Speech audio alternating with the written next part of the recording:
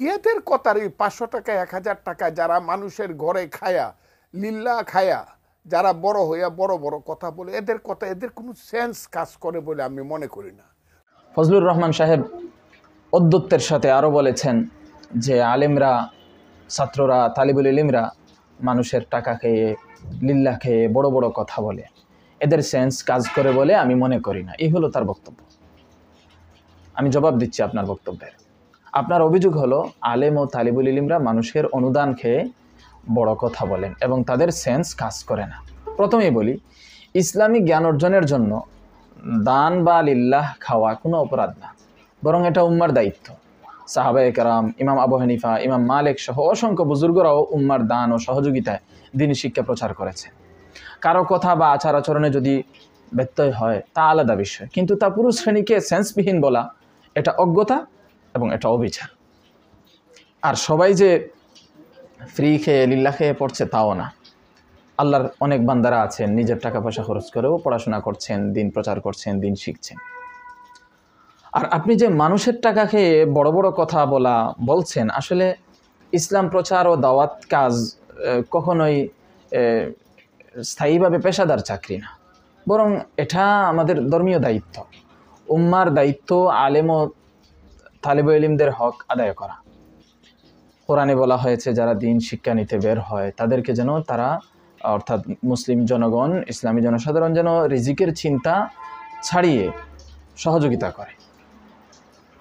এটা সূরা তাওবা 122 নম্বর আয়াত যদি আপনি ভালোভাবে অধ্যয়ন করেন তাহলে বুঝতে পারবেন যে জনগণের দায়িত্ব হলো আলিম উলামা তালিবুল ইলমদেরকে সহযোগিতা করা এবং জাগতিক যে তাদের প্রয়োজন আছে এগুলা থেকে তাদেরকে মুক্তি দেওয়া, যাতে তারা শান্তভাবে দিনের কাজগুলো আঞ্জাম দিতে পারেন। আর আপনি সেন্স কাজ করে না বলে একটি বড় দাবি করেছেন, কোন যুক্তিতে? আপনি কি মনে করেন ইসলামী আকিদা, ফিকাহ, হাদিস, তাফসির শিখে যারা সমাজ গঠনে কাজ করছে তাদের তুলনায় আপনারই সেন্স বেশি? দুঃখজনক হলেও সত্য, এই বক্তব্যেই আপনি নিজেই সেন্সহীন বক্তব্য দিচ্ছেন, যেটি বিদ্বেষ আর হীনমন্যতায় ভরা। আপনি যে মানুষের টাকা খেয়ে কথাটি দিয়েছেন তা দিয়ে বোঝা যায় আপনি দান সদকা উম্মার দায়িত্বকে অপমান করছেন।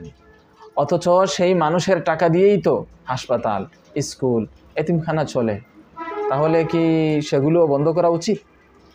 আর আপনার ভাষা শুধু বিভ্রান্তিকর নয়, বরং তা স্পষ্টভাবে আহলুল ইলমদের, উলামাদের বিরুদ্ধে গ্রিন হাউসকে দেওয়া। আপনি নিজে যদি দান না করতে চান করবেন না, কিন্তু যারা কোরআন হাদিস শিখে মানুষকে দাওয়াত দেয়, শিরক বেদাতের বিরুদ্ধে কথা বলে, ইসলামী মূল্যবোধ রক্ষা করে, তাদেরকে এই সমস্ত আলিমদেরকে, তালিবুল ইলমদেরকে আপনি সেন্সহীন, ভিক্ষুক সাব্যস্ত করা। ভিক্ষুক বলার অধিকার, সেন্সহীন বলার অধিকার আপনাকে কে দিয়েছে? আলেম ও তালিবুল ইলমদের উদ্দেশ্যে এ ধরনের হীন মন্তব্য আপনাকে এমন এক অবস্থানে নামিয়ে এনেছে যেখানে কেবল অহংকার, ইসলাম বিদ্বেষ এবং বিদ্বেষমূলক শ্রেণীবৈরিতা প্রকাশ পেয়েছে। সেন্স কাজ না করার প্রমাণ যাদের কথায়, ব্যঙ্গবিদ্রূপে, অতিরঞ্জিত অপবাদে সত্যিকারের সেন্সহীনতা তো সেখানেই দৃশ্যমান। এই বক্তব্য ইসলাম প্রিয় মানুষের ইমানি অনুভূতিতে আঘাত এবং উম্মার শিক্ষা ব্যবস্থার প্রতি ঘৃণা ছড়ানোর মতলবী ভাষ্য। আপনি যদি সত্যিকারের সেন্স আর ইনসাফে বিশ্বাস করেন তাহলে গঠনমূলক ভাষা ও পরিশীলিত উপস্থাপনার আশ্রয় নিতেন। আলেমদের সম্মান না থাকলে জাতি অন্ধ হয়ে যায়। এ কথাটা বোঝার যোগ্যতা যাদের নেই তাদের সেন্স নিয়ে প্রশ্ন করাটাই প্রকৃত বিপদ।